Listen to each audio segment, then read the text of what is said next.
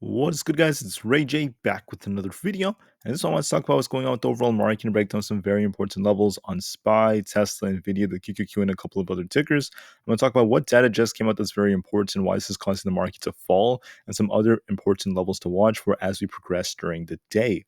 But before I break anything down about all this information, before I get into any more details, let me just mention a couple of things. I'm firstly not a financial planner, so take none of this as financial advice. And also, if you guys can, please check out the Webull link, which is down below and in the description. If you sign up for Webull, the link down below, and deposit any amount of money into the account, you are guaranteed up to 12 free stocks. The offer ends very soon. It ends in just about 8 days, so check it out before they run out. Anyways, let's break down what's going on with the market. Is the market just crashing right now? Is the market going to try to bounce? What on earth is going on? I'm going to talk about all of this. So to start us off, let's talk about the data that ended up coming out that was very, very important. I was talking about this data in the morning. I told you that this could cause the market to either tank or even get a bounce. And when the data came out, it was not necessarily the best. So the ISM data and the PMI report, first off, was very, very flat, just barely above 50, still showing some signs of contraction. The economy lower than expected.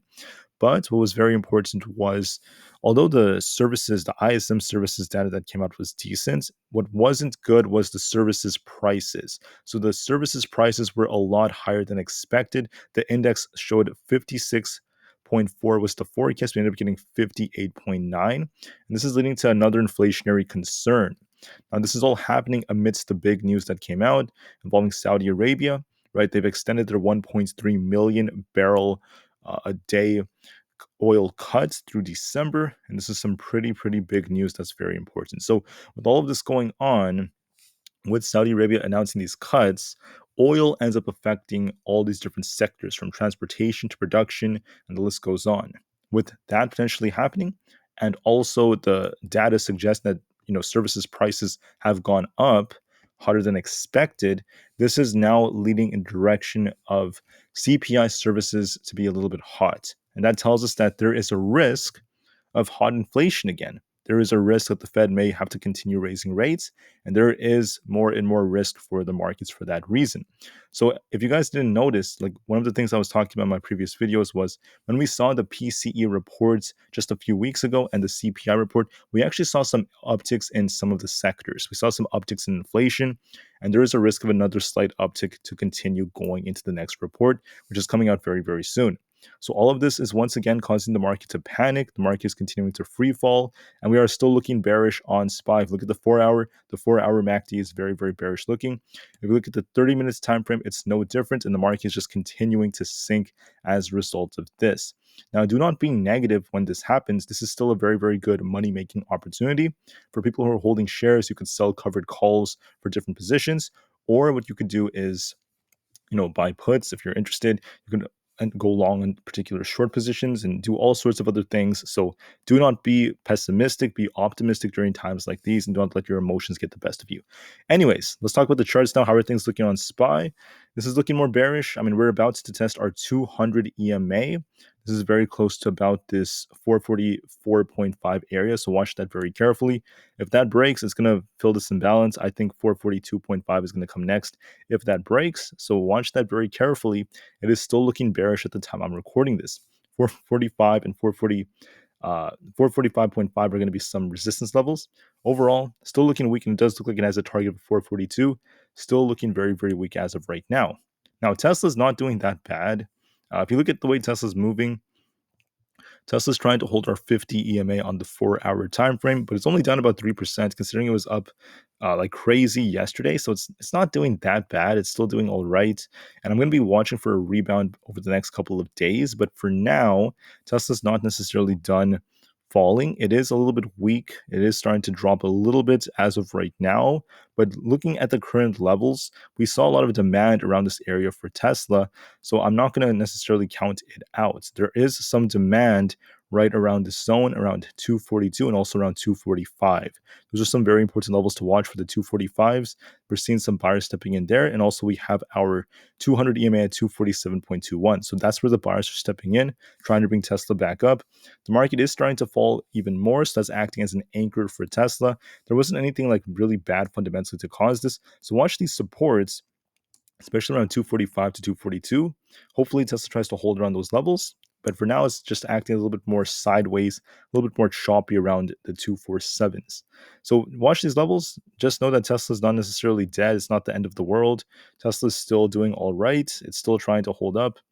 It didn't even go all the way down to 242 just yet. And I do think Tesla's going to rebound in the future, at least based off technicals.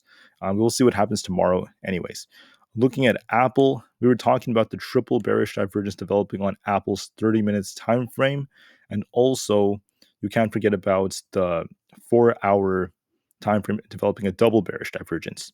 Aapl is free falling. There could be more downside. Yes, 182.5 and 182 are going to be some key levels, followed by 180. But the RSI on the 30 minutes time frame is at 12, so it's extremely oversold. It needs to bounce in the future. Doesn't have to happen today. It could happen by like tomorrow. Should be a bounce coming later on, but just know that we're not necessarily done free falling just yet. It still looks bearish. Same thing with the triple Q. It's also looking quite bearish. Coming all the way down to 372. We were talking about downside not too long ago, and we want to be watching some critical levels. So we had this breakout area right here. We actually broke below our support at 374. So the next important level is going to be 373, then 372.5 below that. So we're getting very, very close to that level. It still looks bearish, so I wouldn't be surprised if this thing continues to drop. I also want to note that on the 4-hour time frame, it's looking bearish, and we have this zone right here to watch for. We're going to be watching our 50 EMA, which happens to be at 373, basically a little bit below that. If that breaks, if it ends up breaking and getting a strong break below the 50, 370 is on the table, followed by 369. So just be prepared for that. We are looking more bearish overall. Be prepared for that and just do what you have to do. If you look at Nvda, we were talking about this imbalance down here. If it broke below the 50, I literally said we might see Nvda hit 466.